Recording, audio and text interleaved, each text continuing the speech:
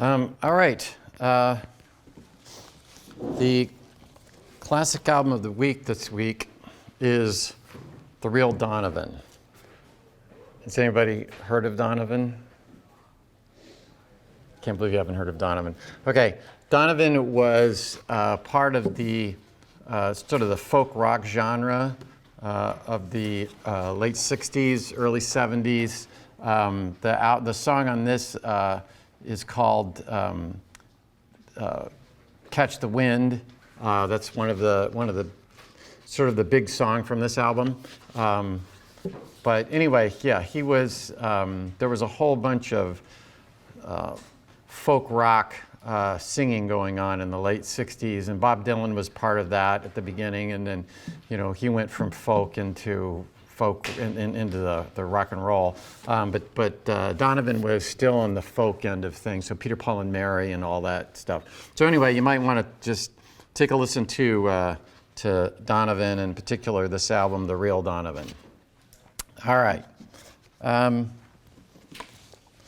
So last time we were talking about corporations, and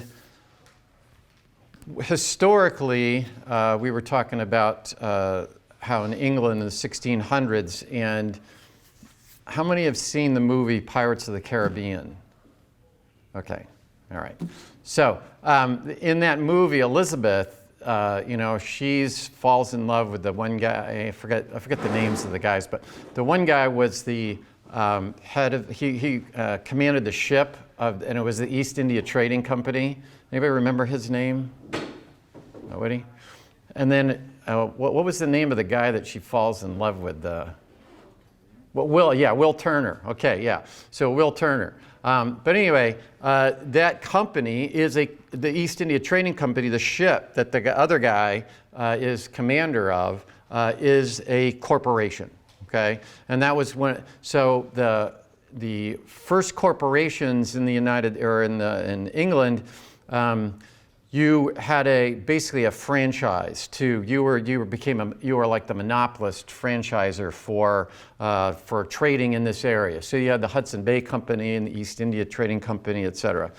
Today, corporations you can operate anything that you want to operate in. Okay, and so if you're incorporated by state.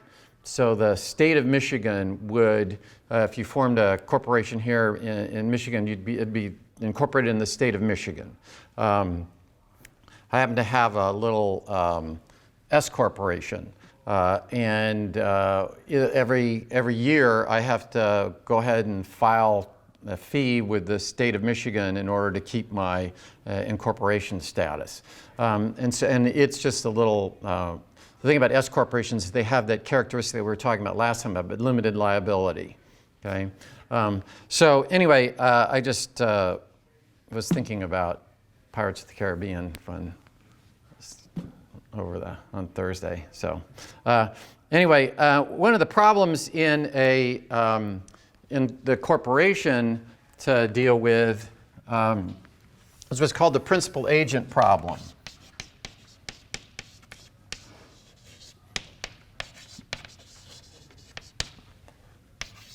And that is, and that's not just true of corporations, but the principal agent problem is that whoever's running the thing, right, what their incentives are they the same as the owners of the corporation? So how do you make it so that the people who are running the business their incentives are in line with the people who are owning the business? So if you're a stockholder, let's say you own stock in Google. How do you make it so that the people that are running the corporation, that are running Google, the CEO of Google, is doing things that is in the best interest of the stockholders? If what happens is you don't pay very much attention to what's going on within the business, and if you're not happy with what's going on, you don't try to change the CEO. And what you do is you simply sell your stock then you have this issue of principal agent problems. And that's not just a problem in corporations, but it's a problem in organizations in general. How do you make it so that the people who are involved in the entity, their interests coincide with the people that are running the entity? Like you might want to have a really nice office in a really expensive building where people used to go to the office and didn't work at home. So anyway, you might have fancy paintings and all that stuff, and which is in your benefit, but not necessarily in the benefit of the stockholder. So that's what the principal agent problem is: how to make it so that the people who own the business and the people who control the business, they're going to be separate. If you own 100 shares in General Motors, you're probably not going to have much control over the business. So how do you make that how do you make that coincide? All right. So the next section we're going to talk about is how do you establish property rights? That's right. How do you establish these rights? And in particular, the topic in this chapter 5. One topic is what's called fugitive property. That is property that moves around. Or let's take an example of natural gas deposits. Okay, I don't know if you've been following how fracking works and horizontal drilling works, but that was a big innovation that lowered the price of producing natural gas in the United States.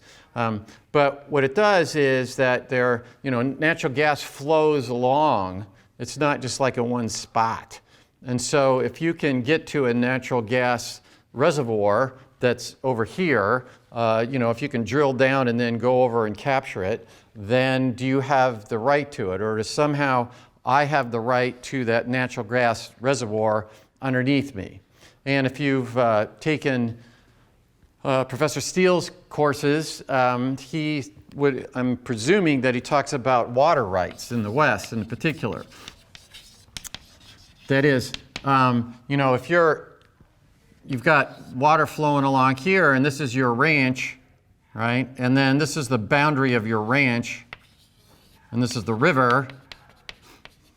Can you just start drawing water out of the river there?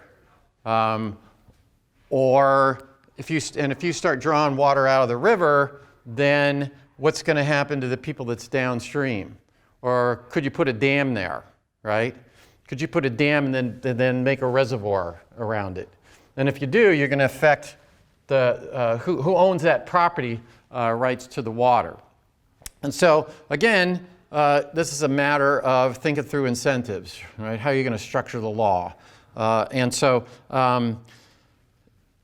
you could have what's called the first possession. That is, if you get it,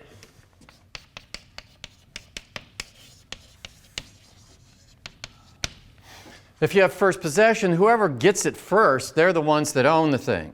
And so if I start taking water out of a reservoir, let's say it's on my property, I can't just start drilling on your property for the water, but let's say there's a water reservoir that looks like this, okay, and there's property all around, and you have this piece of property here. Can you just take the water out, right? Notice this looks a little bit like a common property resource issue, right? If we start thinking to relate things that we've been talking about. If you have first possession, then you can just start taking the water out. And there was a big issue with Nestle's. I don't know if you follow this at all, but there was a big issue with Nestle's taking water. I forget where it was in Michigan. There was a place in Michigan where Nestle's was taking water out. And the question was, were they draining the reservoir and causing the water table to fall? And so you've got agricultural land, and now you can't get the water out to water your, to water your crops. Okay? So again, you need to sort of think through what's the what is the most efficient way to allocate this thing. If I shoot my deer, right, can I chase after the deer? Okay? Or if, in fact, one time when I used to be Gary Wolfram and I used to train with a team and the like, I was running back on over by the where the now the soccer fields are, and there was a deer. I'm running along, and this deer tries to jump over the fence, and it doesn't quite make it. It clips its. I can see it. It clips its front legs and falls and breaks its neck, and just is dead right there. So what I do is I run over there, grab the deer, pull it away from the road so people don't see it, run back to my house, get my pickup truck, what I had at the time, drive back, get the deer, put a deer tag on it, because I had a hunting tag, put a deer tag on it, and took it off and took it to one of the places that you can process deer at, and got my venison, okay? So that was, I had first possession, okay? That was my deer, okay? So you can do it that way. The nice thing about first possession is the facts are simple, right? Right? I don't have to, if I grab that deer, if we say whoever grabs that deer, it's their deer, then we're pretty well settled, okay? I don't have to clear title or something like that. So first possession is pretty simple. The problem is, just as we were talking about the problem of a common property resource, is that people just may just exploit it, right? That people may just go ahead in the following sense, that is, you preemptively grab the deer, all right? Or you preemptively take the property. So if we had a deal where if you can do the land, whoever gets there first can, fence it off. Then what might happen is I might try and get there first and just fence all this stuff off, even though I don't have much value to it, and you might have greater value to it.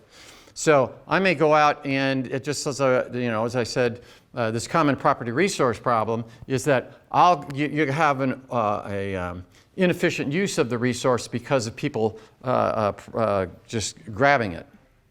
Another thing is a way to do it is tied ownership.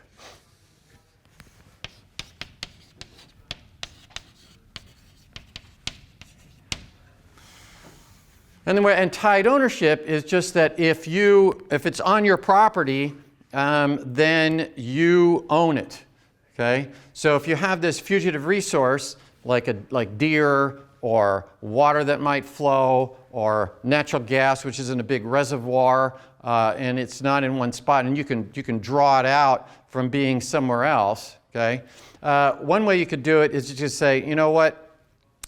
If you own it, if you own the property, if you own the land where this thing is, then you own whatever's on the land. Okay? So tied ownership is if you own the land, you own this fugitive property. Okay? And so if, for example, one thing to look at it is if you own a lake, you own the fish that are in the lake. Okay? So any animal that's in the lake, and let's say you own Lake Bel Air or something, any fish that you catch out of Lake Bel Air, that's yours. Okay? Or if you have a cow and it has a calf, then that calf is yours. Okay? So that's a simple mechanism as well to handle the situation. you don't have to establish, like if you have a herd of cattle, you don't have to establish, okay, what's the property right to that cow that just came, to that calf that just came out, right? If you own the cow, you own the calf. So that's a mechanism to do it. Now, you might have to verify where you got the water, right? If you do tied ownership, like your Nestle's, did you own the property that this water came from, right? So that's an issue in trying to deal with this. So how you want to structure the law just really sort of depends, again, as usual, on looking at what's the cost to administering this, what's the different incentives, and try to set it up so that so the property goes to the person that values it the most, but you have this cost of administering the program. One other thing that it's talked about in this section is privatization. That is, you privatize what's called open access resources. So again, if there's a difficulty to exclude things, let's say we privatize Yellowstone National Park, okay? You could do that, right? And maybe Yellowstone National Park would look different if you privatized it. But Yellowstone National Park may also have this characteristic that we've talked about that has a public good characteristic to it. And there's bargaining costs that maybe I would like to have Yellowstone National Park look a certain way. In fact, I just got a thing in the mail from Yellowstone National Park Heritage Association or something like that, where you can donate to it and they will improve the national park or whatever. So you may use a public good. You may have the public own it as opposed to privatizing it. But there may be situations where privatization is going to give you a better way of allocating the resources to its most efficient use. So this is just basically applications of what we've been talking about theoretically. The application is, what do I do about these when buffalo are roaming across the property? How do I want to say who owns the buffalo, right? And again, you got to look at the efficiency costs and the costs of administering the thing. And again, if you've had Professor Steele's class, I'm presuming, has anybody had his class? And they talk about, does he talk about water rights and? Yeah. Okay, all right. So yeah, so that's the water rights are a big deal if you're interested in that area. By the way, just in terms, I was just thinking about in terms of writing your paper. Carl Miller wrote a paper on barbed wire and the use of barbed wire in law and economics class a bit ago, and it just got published.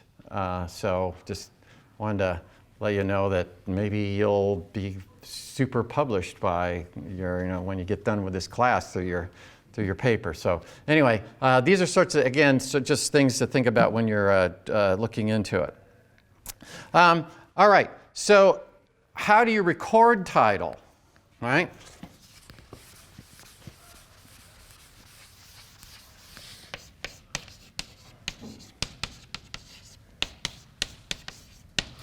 Okay, how do I make sure that people own it? Well, what does recording title do? We've talked about this before, right? You want to reduce bargaining costs. If I know you own the property, then I will, will more likely to come to an agreement over buying it if I don't know whether you own the thing or not. And we talked about, timing in terms of, when you go to Walmart, it's instantaneous versus buying something on a 30-year contract or something like that. Houses tend to have title to them, record albums don't tend to have title on, you have copyright, right? But you don't, but if I go into Leopold's Records and buy this, if it's sitting in Leopold's Records, I presume that Leopold owns the thing, okay? So part of the question here then is you have titles to cars, you have to basically to, you have title to basically valuable items, right? If you have titles to cars, you have titles to housing, you have titles to land, you don't have titles to the bottle of milk that you're buying, okay? Again, you have an administrative cost and you have the benefit of title is to reduce the bargaining cost. Another issue is, can a thief give good title?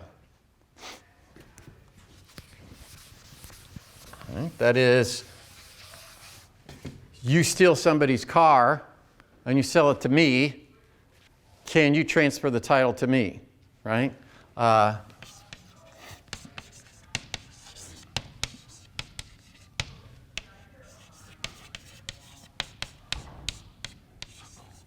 Okay. Interesting question. How are you going to do that? If in the United States it turns out that the thing that you bought from the thief they figure it out. The owner now has traced out called the police. The police trace the thing out and they find out that the thing went from the thief to you. If in the United States you have to get your money from the thief. You have to return it to the person. Whereas in Europe, you get to keep it and the owner has to go get the money from the thief. Okay? So, again, you can do it either way. What we're talking, so when you sort of think about it, what's the incentive differential? In the US, you're going to make sure the person's got the title, right? You're not gonna come in and they've written this thing out by hand.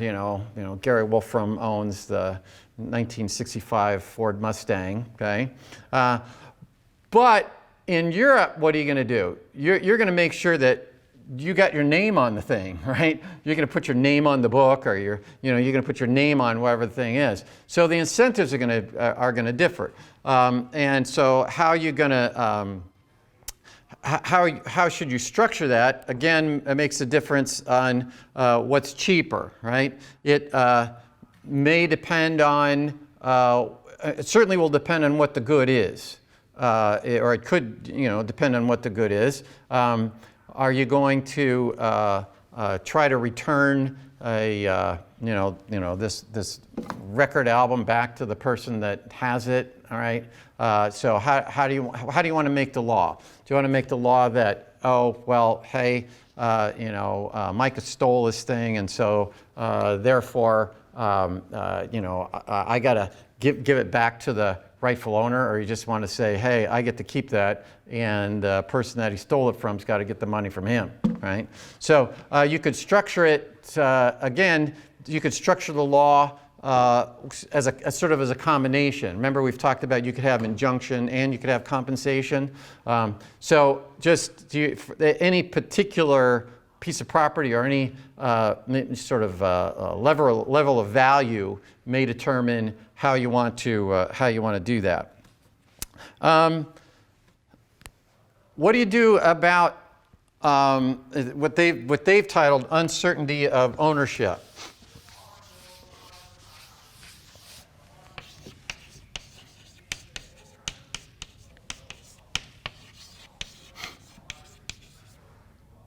Of ownership.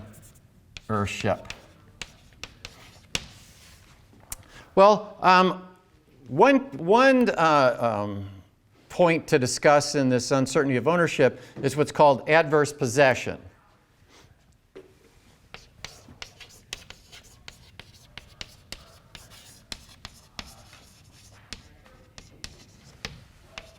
Anybody heard of adverse possession? Okay. Just one? Right. Well, here's what adverse possession. It depends on the state, right? It's in the United States, it's a state law. It depends on what the state is. And so what happens basically, if someone uses my property for a certain length of time and I don't object, then they get the property right. That's what adverse possession is about. So it's someone uses the property. Someone uses your property for a certain length of time,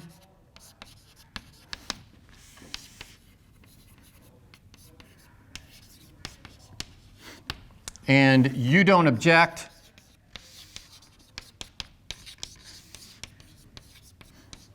then they get the property right.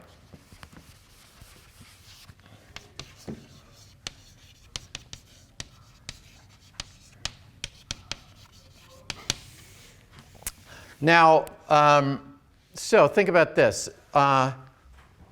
There's a little lake over here, and you have your cabin here, right? And there's a road that goes like this, okay?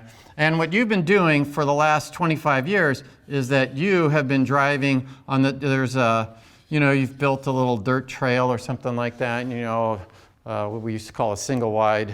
And so, you're driving along here and you've been doing this for 20 years. Then one day, the person that owns this part of the property goes, oh, that's not a real road. Somebody just has been driving over that. Somebody put that in there like 50 years ago. And that's not a real road. That really goes across my property. And now I'm not going to let you go to, use it to get to your cabin. Okay?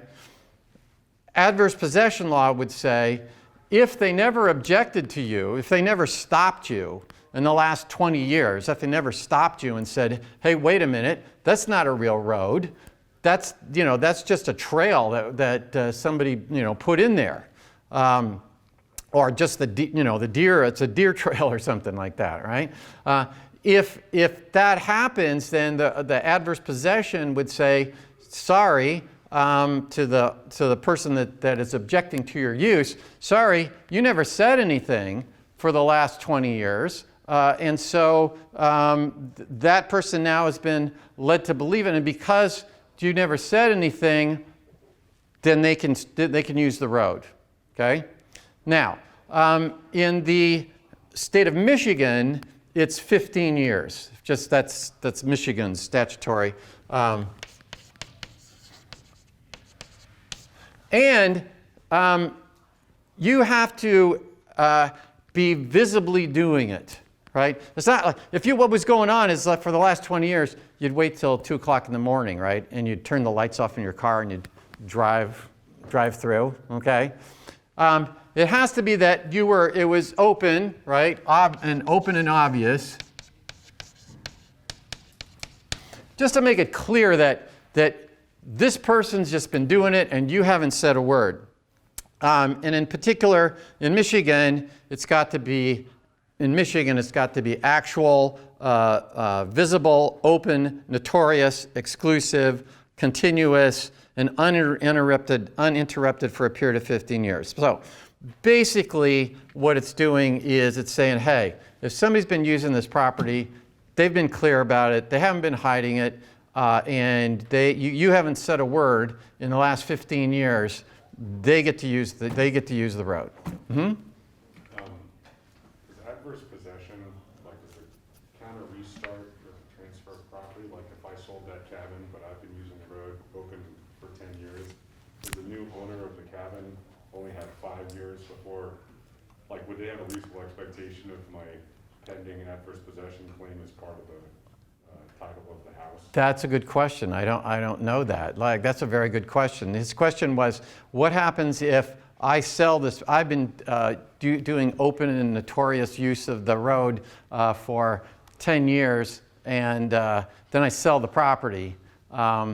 and I'm not using it anymore, but the new property owner is using it, my suspicion is that if we were thinking about how this, what are we trying to do? We're trying to give clear title, right? My suspicion is that it would be the use of it is the time limit. So change, it doesn't matter who's been using it, that if somebody's been using it, I mean, that's my intuition. But my guess, if we're sort of thinking through the incentive system and the theory about what's going on, is that it wouldn't really matter that you now sold this property and for the next 3 years, the other person has been using it, and then you stop them and say, oh, well, let's say 7 years, right? So it's now been 17 years. So you've been doing it 10 years, you sell the property, and then 7 years later, somebody says, wait a minute, you can't go across here. Would that adverse possession not hold? And that's a really good question. Like I said, my intuition would be that what we're trying to do is we're trying to create clear title. And so if you haven't said anything for 15 years, then we would say that piece of property goes, that right to travel goes with the property. So the new property owner would have that, right? I mean, that would be the sensible way to do it. So that would be my guess is how it works. And I guess if it didn't work out like that, then just like in the thief gives good title, then they would lose the property right to use the driveway, and then they just come after you and say, hey, I expected the cabin. Yes. I paid for the cabin, and now I don't have a way to get to the cabin, right? So yeah, so it wouldn't make sense for it to go away, right? It would make sense for it to stick with the piece of property. So his point was that if you bought the cabin, you were expecting that you could use that road, and if you, so then you would want the property right to go with the cabin, okay? So when do you lose that? 15 years. Now, most people have never heard of adverse possession, okay? So our neighbor sold the house that's next to us, okay? And they've had a fence up. And when the person that bought the house had it surveyed, well, it turns out that fence is right on the edge of our property. So it's in our property. But we've been there since 1989. And that fence has been sitting there since 1989. And fortunately, what the next owner actually put up a brand new fence. I did not complain, right? I'm sure they wouldn't have known, right? If I said, oh no, that fence is on our property, you got to take it down, right? So my guess is they would have, I knew because I taught law and economics that, hey, I haven't said anything about that fence since 1989. They have the right to put it up there with adverse possession. But anyway, why do you want to figure out this thing? First, it reduces uncertainty over the title, right? If you've been using this thing for 15 years, hey, then we're certain about what the title is, right? So we're thinking about what the results of this are. Reduces uncertainty over the title, and you pay attention to your property, right? You have an incentive to monitor what's going on your property. Okay, so that's again adverse possession. Why are you doing it? You want there's a positive to it, and it clears the title, or it reduces the uncertainty over title, and it would require you to go ahead and monitor your property. Similarly, this issue about the thief giving good title or not, right, changes the incentive. If you have in the United States, you're going to make sure that the person has the title, whereas in Europe, you're going to make sure that people can't sell your stuff. Okay. All right. Another issue about property rights is called Estre. And what this is about is I'm going to write, what's the law on property you found, right? So what would happen? In fact, I was just out the other day and I saw a quarter on the ground, okay? And I picked it up and put it in my pocket. I didn't try to find out whose quarter that was, right? And we would not expect the law to do that. But what if I found a diamond ring? Okay. Do I have to report that I found this diamond ring and then put an article, let's say in the old days, put something in the newspaper, right, that says found diamond ring, and then if nobody claims it after a certain period of time, do I get to keep it? That's the way that is how the law works in most states. What happens is if you find a valuable piece of property,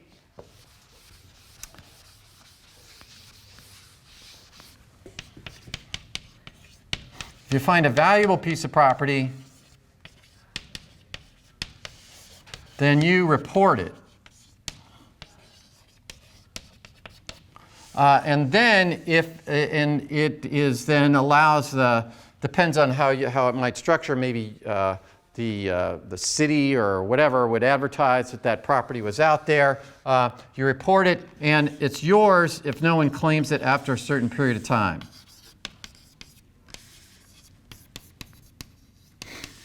If no one claims after a certain period of time. And again, different states have different rules on these things, but basically it clears, it clears the title of things. It gives out information. If it says either you advertise or the whoever you report it to, if you report it to the city, you report it to the county, then they would advertise it. And then what that does is gives out information to people that might be looking for it. How many ever listened to WCSR, the local radio station? Really? You should listen to the local radio station, okay? Find out what's going on in Hillsdale. They have what's called Pet Rescue. And Bob Flynn, I forget how often they do it during the day, but they'll say, found, greyhound dog, has a collar, etc. And then you call it gives the owner's name, so you can call, say, hey, here's the dog, right? So Pet Rescue is doing what? It's saying, oh, I found this piece of property, right, which is a dog. Okay, people own dogs. Okay, you have property rights to them, and so they advertise it. Now, it's probably not an Estre statute that says, oh, you don't get to keep the dog if you, unless you've reported it and no one's claimed it after a certain period of time. That's probably not why they do Pet Rescue. Okay. People also on Pet Rescue say, hey, I lost my dog between, Bankers Road and something else, okay? And so, that's an information piece. But you could imagine that if you found diamond rings, maybe you should do that, right? So that people can find their diamond ring. You'd like people to the person that had it, you'd like them to keep the ring, right? You'd like them to get it back. And so this is a mechanism that sends out information, oh, I've got your diamond ring, just the same way that Pet Rescue says, oh, I found your cat or I found your dog. Okay. Anybody probably not following the city council meetings, but the last city council meeting was most of the meeting was taken up about feral cats. Okay. So, nobody's reporting, oh, hey, did you report that you found this cat, right? This was about people feeding these feral cats and whether you ought to feed the feral cats and does it create what? Externality, right? If you start feeding the feral cat, now we got this externality issue. That is, these cats show up at your house, but then where do they use their litter box? They may use your garden as the litter box. All sorts of, maybe they leave dead mice or things around, and so this was the few had, those who took law and economics and were listening to the, actually I watched part of the debate just because it was so weird. But, thinking like an economist, I thought, this is an externality issue, right? And so how should we draft what should the law be? Should it be that you cannot feed you cannot feed cats that aren't yours, right? Do we want to do that? Do we want you to have to, if you find a stray cat, do you have to turn it into the Humane Society or something like that, right? And then does the Humane Society have to advertise like, Bob Flynn does, pet rescue, okay? And it's sort of funny because I'm watching this and they're talking about all these feral cats out there, but when I listen to Pet Rescue, which I do, on Bob, that Bob Flynn on WCSR, they occasionally will talk about cats, but they mostly talk about dogs. So if there's clearly all these cats that are floating around, and then maybe nobody owns them, right? And so now you've got this common property resource, but in the opposite direction. So what do they want to do? They want to spay the cats, right? Because it turns out, I'm deeper into this than we should, but it turns out that cats can have more litters than dogs can. Cats can evidently have lots of litters, and so now the issue is who's going to pay for the spaying and all these other things. Again, so you could use the law and economics, things that we've been talking about to analyze what's going on with a feral cat issue. Conrad, you have all right. Again, it gives out clear title and gives information to people. Now, what can you do with your property?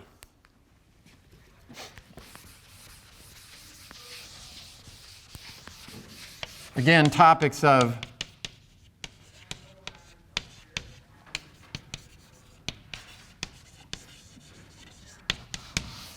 should we have a law about what you can do? Well, first of all, can you pass it on? Okay? One issue then is bequests.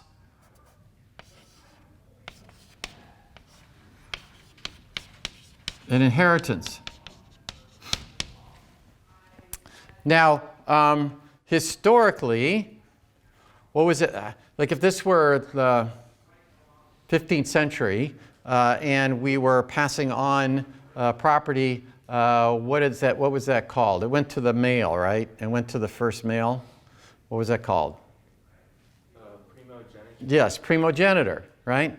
What primogenitor was that, hey, this is the way it works. Right? It was common law. Okay? So, this is how it works. Common law says, hey, it's going to go on to the firstborn male. And then the firstborn male can decide how it works. Can I restrict the, right now we have laws about how property can be turned over to your, can you write out a will, right?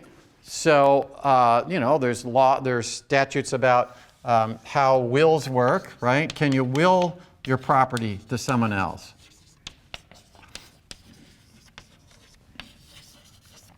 Right? And how does that work? Could we restrict the way that you will the property? Can you restrict what you can do when you're giving your property away? Right? Can we restrict that?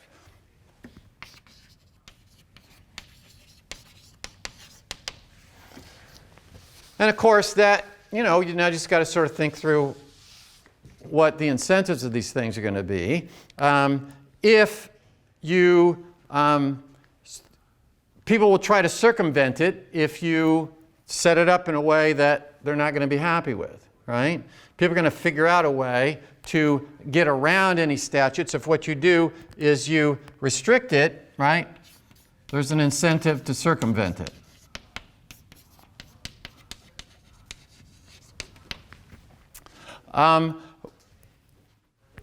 There is a thing called the rule against perpetuities.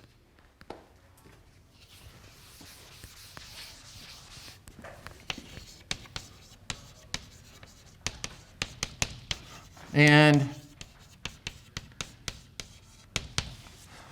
the rule against perpetuities says that you can't, it basically sets a time limit on what your bequest can do. And it's called lives in being plus 21 years.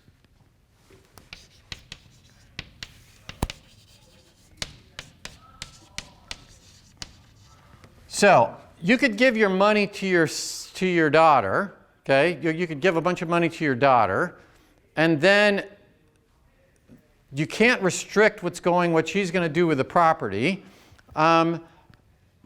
And she could give the money to, and then when she dies, she could give the money to your granddaughter, okay? But when your granddaughter turns 21, then you can't restrict what's going on with the property, right?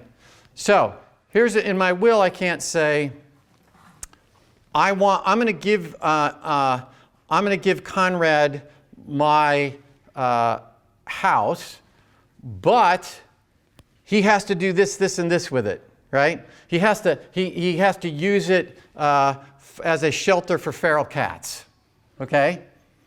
All right, so you can restrict then, this is a question of how you're going to restrict. Can you set up a restriction on the property you give away?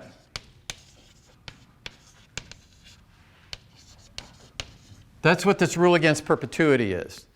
So what can happen is I can say, Conrad gets my house. He's got to use it as a shelter for feral cats, okay? That holds place until Conrad dies, and then Conrad gives the property to his daughter, okay? And then 21, when she turns 21, the restriction on what she can do with the property falls away. That's the rule against perpetuities. I can't say, I'm giving my house away, but it's got to be used in this particular feature. Okay. There's lots of ways to get around this. And why would you do that? You would do that because you don't know the efficient use of that property 100 years from now, right? You've put this restriction on the use of the property, and you'd say, well, hey, it's my property. I should be able to do whatever I want with it, right? But we also want the property to go to its most efficient use. That's sort of the whole deal here. So that if what I do is, I don't know, like 100 years from now, whether that property, that my house is best used for, maybe they don't have feral cats anymore, right? Maybe someone's figured out a way to instantly spay all cats that nobody owns, and so there's no need for that restriction, okay? All right, so for Monday, we will finish chapter 5, which is what we're going to go through on the midterm. Okay, so over the weekend, go ahead and finish chapter 5, and so that's it. And again, I did mention that I put two of the old exam number 1s on there. Take a look at that. There's also sample essay questions. You can use those to sort of take a look at those, look through your notes, look through the book, whatever, to make sure that you're understanding what's going on. All right?